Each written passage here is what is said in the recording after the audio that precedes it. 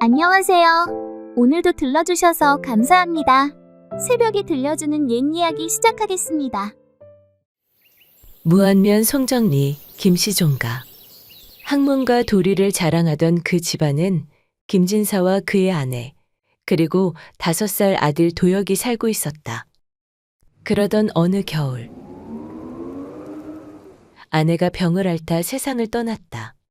상을 치른 지 얼마 지나지 않아 아직 젊디 젊은 김진사에게 사방에서 재촉이 들어왔다.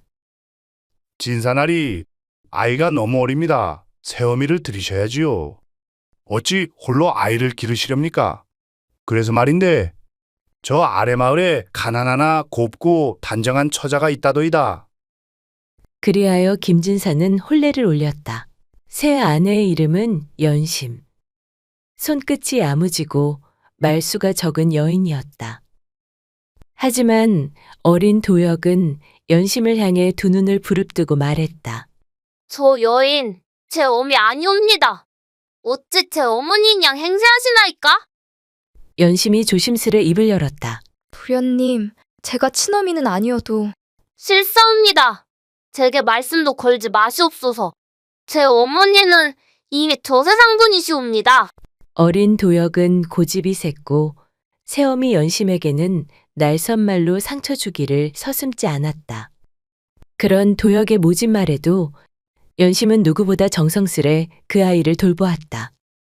도혁이 알아누웠던 겨울, 밤새 이마를 짚으며 기도를 올렸다. 이 아이만 낫게 해주신다면 저의 팔 한 짝 기꺼이 드리겠습니다. 아이가 책상 앞에 앉아 글을 외우면 연심은 그 곁에 조용히 앉아 손바느질을 하며 말했다. 도련님, 다 외우거든 소리내어 읽어보소서. 어미는 글은 몰라도 도련님 목소리는 듣고 싶소이다. 도혁이 추워서 칭얼대면 연심은 아이를 업고 부엌으로 가 아궁이 옆 따뜻한 자리에 잠시 앉았다. 아이의 손도 그 품 안도 데워진 다음에야 다시 방 안에 내려놓곤 했다. 허나 연심의 그런 정성에도 불구하고 도혁은 터무니없는 고집을 부리며 연심을 애써 괴롭히려 들었다. 미나리 남을 늘 어머니가 해주셨단 말이에요. 그걸 왜 못하냐고요. 아니, 해주기 싫은 거겠지. 한겨울 장터엔 눈바람만 휘몰아치고 상인들조차 몇 없었다. 그나마 남은 이들도 말을 꺼내는 연심을 보며 혀를 찼다. 미나리라, 겨울엔 씨도 없어요. 봄까지 기다리셔야지. 그 말에 연심은 인근 고을 장터까지 발이 부르트도록 돌아다녔다. 그리고 마침내 눈 속에 덜 마른 미나리 몇 부리를 파는 노파를 만났다. 이거야, 장아찌 담그려던 거지. 별 맛도 없을 텐데. 연심은 손을 꼭 모으며 간청하듯 말했다. 괜찮사옵니다. 아이가 그 미나리만 먹고 싶다옵니다. 이뿐만이 아니었다. 한겨울 눈바람이 매섭게 부는 날 민물 붕어탕이 먹고 싶습니다. 하고 도혁이 느닷없이 말을 꺼냈다. 어머니께선 이맘때쯤 항상 민물붕어를 푹 고아서 국을 끓여주시곤 했다고요. 지금은 그리운 그 맛을 다시 볼 수 없겠지요. 연심이 조심스레 말했다. 도련님, 지금은 강도 얼어붙고 붕어 한 마리 구하기 어려운 날씨온데 만약 진짜 내 어머니였으면 못 구했겠습니까? 친어머니였다면 강이 얼었든 눈이 쌓였든 상관없었겠지요? 연심은 말없이 고개를 숙였다. 그리고 다음날 새벽 얼음으로 뒤덮인 송정천 강가로 향했다. 집신 속 발가락은 금세 얼어붙었고 손등엔 동상이 올라오기 시작했다. 그렇게 발을 동동 구르며 서성이다가 가까스로 강 어귀에서 낚시꾼에게 붕어 한 마리를 얻었다. 연심은 그 붕어를 장바구니에 고이 싸들고 서둘러 집으로 돌아왔다. 저녁 무렵 마루에 앉아있던 도혁은 연심이 정성껏 푹 고아낸 붕어탕을 한 숟갈 뜨더니 이맛살을 찌푸리며 말했다. 이게 붕어탕이랍니까? 제 어머니 손맛은 이리 비리진 않았습니다. 도혁은 숟가락을 툭 놓고 그릇을 앞으로 밀쳐냈다. 연심은 말없이 그것을 주워들고 조용히 부엌으로 발을 옮겼다. 등을 돌린 채 조심스레 소매 끝으로 눈가를 훔쳤다. 그리곤 입술을 깨물며 속으로 혼잣말처럼 중얼거렸다. 이게 어미 노릇이라면 난 아직도 모자라구나. 마침 부엌 문틈으로 들여다보던 하녀 옥분과 정순이 그 모습을 보고 수군거렸다. 아무리 도련님이 아직 어리시다 하나 어찌 그리 마님께 모진 말을 하실까? 참 너무하셔. 연신 마님은 뼈에 살을 바르는 줄도 모르고 도련님만 보신다니까? 그러게 말이야. 친자식도 아닌데 어찌 그리 정성을 다하시나 몰라. 연심은 그렇게 어미 아닌 어미가 되어갔다. 그렇게 몇 해가 흘렀다. 겨울이 끝나갈 무렵 연심은 조심스레 마루에 앉아있던 도역을 바라보며 입을 열었다. 도혁아, 너에게 동생이 생겼단다. 방 안 가득 울려 퍼지는 갓난아이의 울음소리. 작고 붉은 사내아이는 눈을 꼭 감은 채 가쁜 숨을 몰아쉬었고 그 조그마한 손은 연심의 손가락을 꼭 쥐고 있었다. 그 모습을 바라보던 도역의 눈빛이 서서히 식어갔다. 이젠 저는 그저 곁다리 아이겠지요. 어디 뱃속에서 낳은 자식과 제가 같겠습니까? 연심은 놀란 눈으로 고개를 저었다. 무슨 소리를 하느냐. 넌 언제까지나 내 아들이지. 도역은 작게 웃으며 말했다. 그러나 그 웃음엔 살기가 섞여 있었다. 됐습니다. 저도 다 압니다.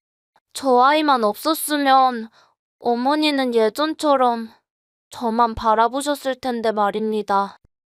그녀는 아들의 손을 잡고 말했다. 너도 내 아들이고 저 아이도 내 아들이다. 이 어미는 어느 쪽도 덜 사랑하거나 더 사랑하는 법은 없으니 걱정 말거라. 응? 하지만 시간이 흐를수록 도역의 마음속엔 원망이 서서히 커져갔다. 아버지 김진사는 늘 엄한 분이었다. 도역이 글을 외우다 한 글자라도 틀리면 그따위로 할 거면 붓을 내려놔라. 하며 매서운 눈길로 꾸짖곤 했다. 그런 아버지가 어느 날 마당에서 갓난 동생을 품에 안고 환히 웃고 있었다. 아이가 수염을 잡고 옹알대자 김진사는 뺨을 비비고 웃음을 터뜨렸다. 문 안에서 그 모습을 지켜보던 도역의 눈빛이 서서히 어두워졌다. 그날 밤 도역은 책을 들고 안방으로 들어갔다. 아버지, 글귀 하나 외웠습니다. 들어보시겠습니까? 김진사는 아기를 재우고 있던 손을 멈추지 않은 채 말했다. 지금은 조용히 하거라. 동생이 겨우 잠들었다. 도역은 말없이 고개를 숙이고 방을 나섰다. 그날 밤 그는 처음으로 이불 속에서 이를 악물었다. 어느 날 연심이 마루에서 동생 정혁이의 옷을 꿰매고 있자 도역이 다가와 바느질 상자를 발로 걷어차며 말했다. 이 집엔 저는 없고 동생만 있죠? 그깟 자식 하나 태어났다고? 이젠 온 집안이 그 아이만 보는 겁니까? 연심은 놀라 도역을 바라보며 말했다. 이 어미는 그런 적이... 어미요? 전 언제부터 어머니가 있었습니까? 그때 인기척도 없이 다가온 김진사가 호통을 쳤다. 이놈, 어미한테 무슨 버르장머리 없는 소리냐? 어미를 어미라 부르지 않겠다? 그런 입으로 벼슬을 논한다면 그건 거짓말 외우는 놈이지. 도역은 결국 허리를 굽히고 회초리를 맞았다. 몇 대의 매가 지나간 뒤 김진사는 마지막으로 말했다. 너는 아직 사람을 모른다. 네 어미는 피가 달라도 너를 위해 살고 있는 분이다. 도역은 부르르 떨리는 입술을 깨문 채 붉게 상기된 얼굴로 연심과 아기를 노려보았다.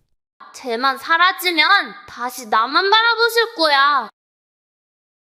그렇게 시간이 흘러 도역이 12살이 되었고 동생 정혁은 5살이 되었다. 화창한 어느 아침, 도역은 평소와 달리 단정하게 옷을 입고 연심 앞에 나섰다. 어머니, 정혁이 데리고 장에 다녀와도 괜찮을까요? 심심하다고 해서 사람 구경 좀 시켜주려고요. 연심은 놀란 듯 순간 눈을 크게 떴다. 도역의 뜻밖의 말에 잠시 망설이던 그녀는 이내 고개를 끄덕였다. 장애? 그래, 다녀오너라.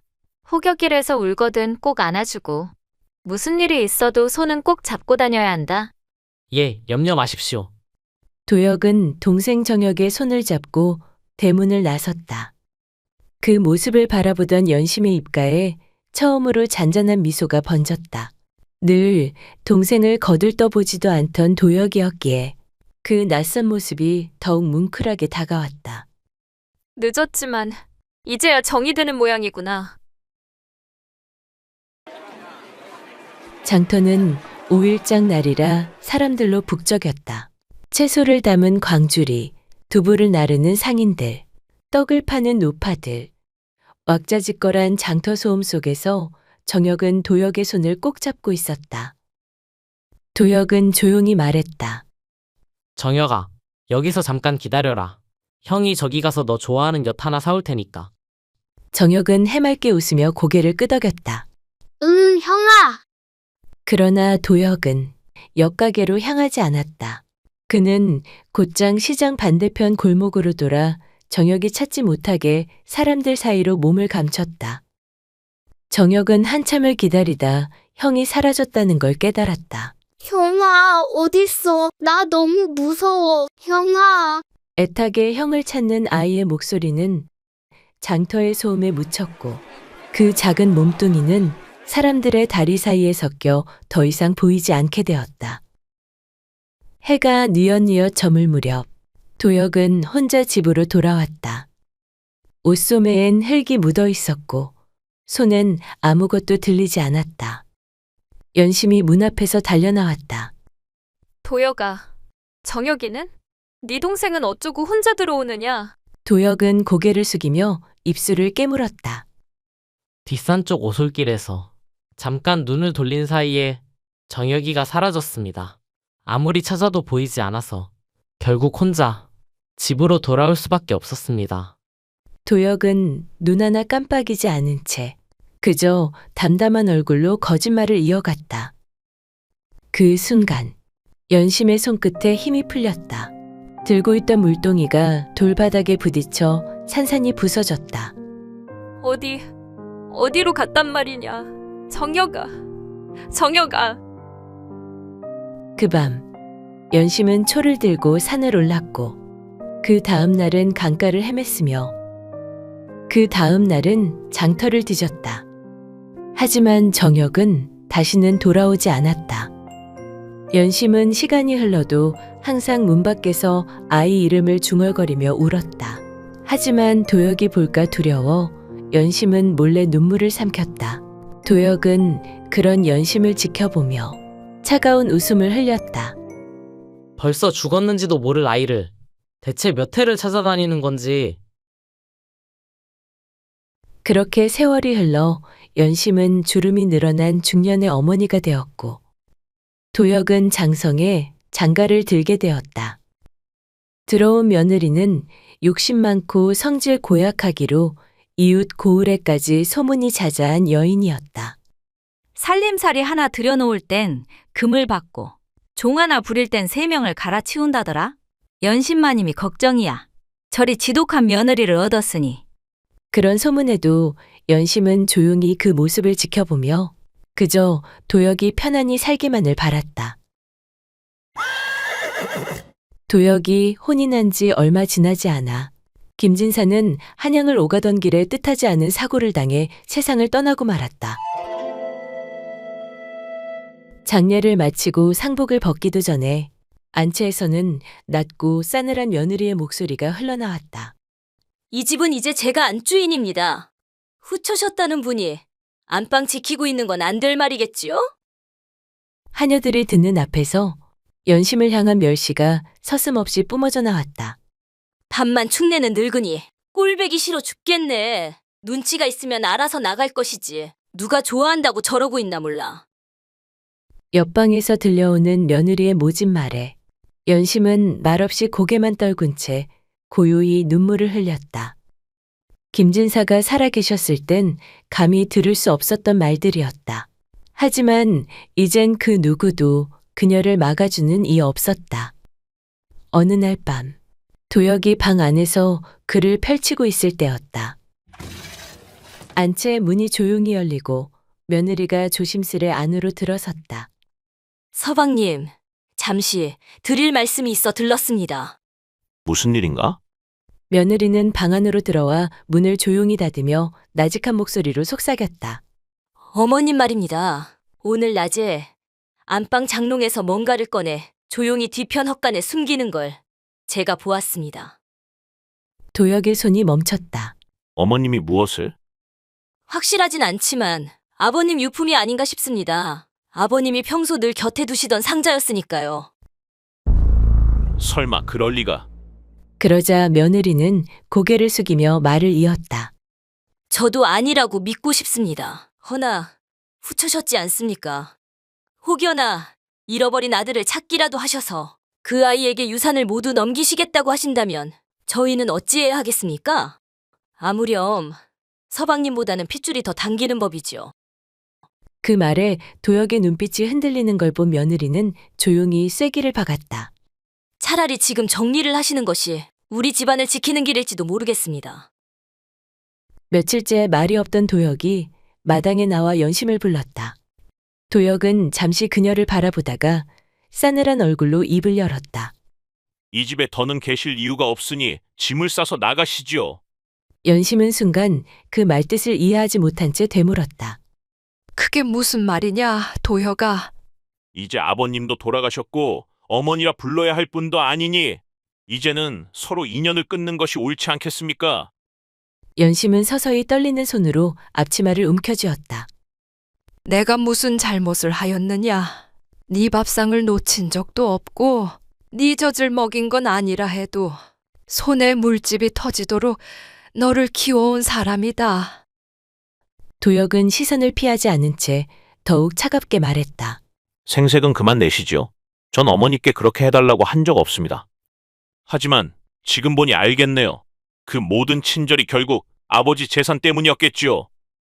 그 순간 안채에서 며느리가 문을 열고 나왔다. 짐은 제가 미리 챙겨드렸습니다. 더는 재산을 욕심내지 마시고 이 집을 떠나시죠. 연심은 그 말을 듣고서야 이 모든 흐름의 뿌리가 어디서 시작되었는지 알 듯했다. 그러나 말하지 않았다. 그저 입술을 꼭 다문 채 눈물 맺힌 눈으로 도혁을 바라보았다. 너를 내 배로 낳지 않았을 뿐 가슴으로 키운 자식이었는데 내가 그리도 불편했느냐. 도혁은 대답하지 않았다. 그저 돌아서며 뱉은 한마디가 전부였다. 이제 인연은 여기까지입니다. 도혁아, 어찌 이리 매정하냐. 너를 어릴 적부터 품에 안고 단 한 번도 내 자식이 아니라고 생각한 적이 없느니라. 그러자 도혁은 한껏 쓴웃음을 지으며 목소리를 높였다. 거짓말 마십시오. 당신 아들, 그 잘난 정혁이 생각에 매일같이 문 밖에서 울던 걸 제가 모를 줄 알았습니까? 그는 목소리를 떨며 이어 말했다. 속으로는 절 원망하셨겠지요. 자기 아들 잃어버린 그날 그 옆에 있던 놈이 저였으니까. 연심은 그 자리에 서서 말없이 고개를 저으며 눈물을 흘렸다. 이제 어머님 갈 길 가십시오. 저는 이제 어머님 필요 없습니다. 도혁은 고개를 돌려버렸다. 하얀 눈이 퍼붓는 겨울. 연심은 작은 보퉁이 하나 들고 길없는 눈길을 하염없이 걸었다. 들판은 온통 희뿌였고 그 위를 걷는 연심의 발끝은 이미 얼어 감각이 없었다. 집을 등진 지 사흘째. 배고픔도 추위도 더 이상 참을 기력이 남지 않았다. 이 길 끝에 어디든 몸 하나 뉘을 곳이 있었으면. 그때였다. 외진 언덕 너머로 연기 한 줄 피어오르는 초가주막이 보였다. 문을 밀고 들어서자 허름한 주막 안에는 구수한 국물 냄새가 풍겼다. 연심은 기침을 한번 삼키고 나무 평상에 조심스레 앉았다. 곧이어 인상 좋은 주모가 다가왔다. 손끝이 다 얼었소이다. 고갯마루라도 넘다 오신 게지요? 장정도 나가 떨어질 추인데 여인네 혼자 어딜 그리? 연심은 대답 대신 떨리는 손으로 치맛자락을 움켜쥐며 말했다. 혹시 국밥 한 그릇 덜어주실 수 있겠습니까? 돈은 다음에 꼭. 주모는 말없이 고개를 끄덕였다. 잠시 뒤 김이 모락모락 나는 국밥 한 그릇이 연심의 앞에 놓였다. 속을 좀 데우시고 말은 그 다음에 하셔도 돼요. 연심은 조심스럽게 숟가락을 들어 한술 떠 입에 넣었다. 뜨끈한 국물이 목을 타고 넘어가자 눈물이 왈칵 쏟아졌다. 잠시 후 주모는 조용히 그녀 옆에 앉으며 말을 건넸다. 보아하니 무슨 사정이 있는 듯한데 혹시 지아비가 내치신 겁니까? 연심은 고개를 조용히 저으며 떨리는 목소리로 대답했다. 아니옵니다. 지아비는 진즉 세상 떠났고 제가 손수 키운 자식에게서 이젠 필요 없다. 그 말 한마디를 듣고 나왔사옵니다.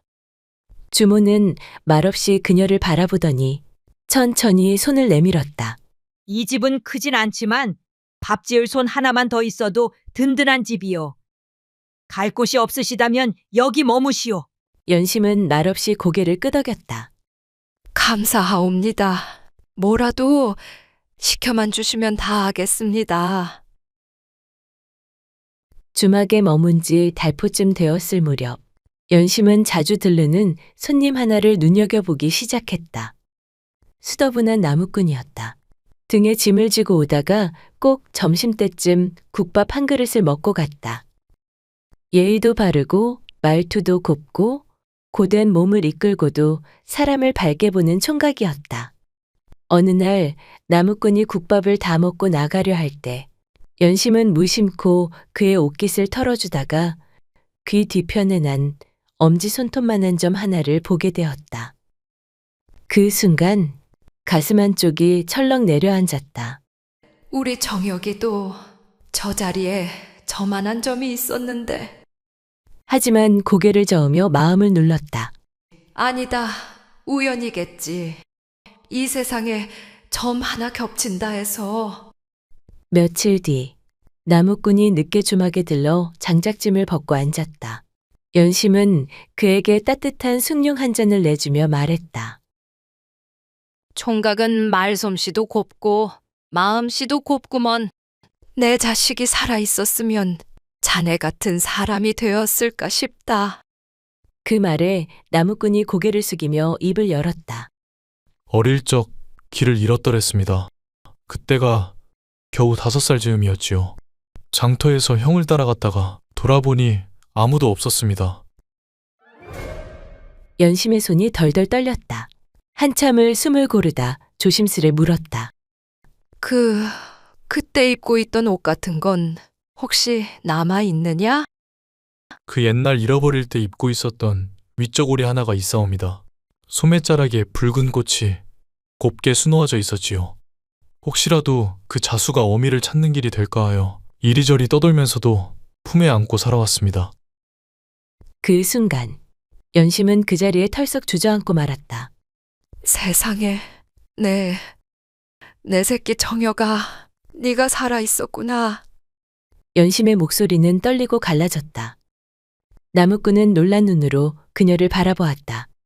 네? 그게 무슨 말씀이신지. 연심은 두 팔로 그를 끌어안았다. 널 처음 본 순간부터 어찌 된 일인지 남 같지 않더라. 이 가슴이 먼저 알아봤느니라. 이 어미가 얼마나 너를 찾아 헤맸는지 아느냐. 밤마다 네 이름 부르며 이불을 적신 날이 얼마였는지. 내 새끼, 내가 널 어떻게 잊고 살았겠니? 수많은 눈물 끝에 연심은 마침내 그토록 그리워하던 아들 정혁을 품에 안을 수 있게 되었다. 한편 모질게 어미를 내쫓았던 도혁은 모든 것을 잃고 말았다.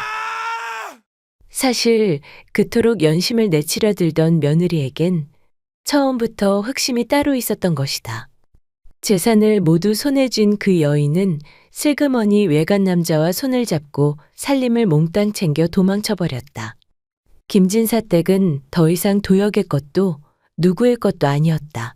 그가 매정하게 버린 사람은 세상에 단 하나뿐인 어미였고 그 대가는 모든 것을 잃고서야 찾아왔다. 며칠을 굶은 도혁은 떨리는 다리를 이끌고 장터 끝 외진 주막으로 들어섰다. 봄인데도 여전히 살 속을 파고드는 찬바람. 그의 옷은 달코해져 거린과 다를 바 없었다. 주막 안은 연기와 국물 냄새로 가득했다. 구수한 된장국 냄새에 도혁은 저도 모르게 걸상을 찾아 주저앉았다. 그때였다. 바삐 나무 숟가락을 씻고 커다란 솥에서 국을 푸고 있던 한 여인이 눈에 들어왔다. 그녀의 모습이 어딘지 모르게 낯설지 않았다. 그 여인이 고개를 들었을 때 도혁의 손이 멈췄다. 그녀는 다름 아닌 어머니 연심이었다. 얼굴엔 주름이 깊었지만 그 눈빛, 그 손짓은 어릴 적 자신을 위해 밥상을 차리던 그 어미였다. 그는 국밥 한 숟갈도 들지 못한 채 그 자리에 조용히 눈물을 흘렸다. 장작불을 피우는 연심 앞에 도혁이 조용히 무릎을 꿇고 이마를 땅에 박으며 입을 열었다. 연심이 도혁을 보자 놀래들고 있던 주걱을 떨어뜨렸다. 아니, 너는 도혁은 마당에 고개를 박은 채 울먹였다. 정혁이를 그때 장터에 버린 것도 어머니를 쫓아낸 것도 모두 저였습니다. 그의 어깨가 들썩이고 연심은 말없이 하늘을 올려다보았다. 잠시 후 그녀는 조용히 입을 열었다. 어쩌다 일이 된 것이냐. 누구보다 잘 살길 바랬는데 나는 네가 다시 어미라 불러주는 날이 오기를 얼마나 기다렸는지 모른다. 도혁은 눈물을 감추지 못한 채 다시 연심의 앞에 머리를 조아렸다. 어머님의 그 사랑이 고마운 줄도 모르고 그 따뜻한 손길을 제가 발로 걷어찼사옵니다. 그때 주막 안쪽에서 이 모든 이야기를 들은 정혁이 걸어 나왔다. 낯익은 얼굴, 낯익은 눈빛. 한눈에 봐도 자신과 꼭 닮은 동생 정혁이 분명했다. 그 앞에 무릎 꿇은 도혁은 고개를 들어 조용히 정혁을 바라봤다. 너를 미워해서가 아니었다. 어미가 너만 바라보는 게 두려워서. 염치 없지만 나를 용서해다오. 정혁은 한동안 말이 없었다. 그러다 조용히 다가와 도혁의 어깨를 붙들었다. 이제 그만 일어나십시오. 어머니께선 누구보다 따뜻한 품을 지닌 분이십니다. 이렇게 다시 만난 것만 해도 다행이지요. 도혁은 더는 말을 잇지 못한 채 어깨를 들썩이며 울었다. 그날 저녁, 세 사람은 나란히 앉아 조용히 국밥 한 그릇을 나누어 먹었다.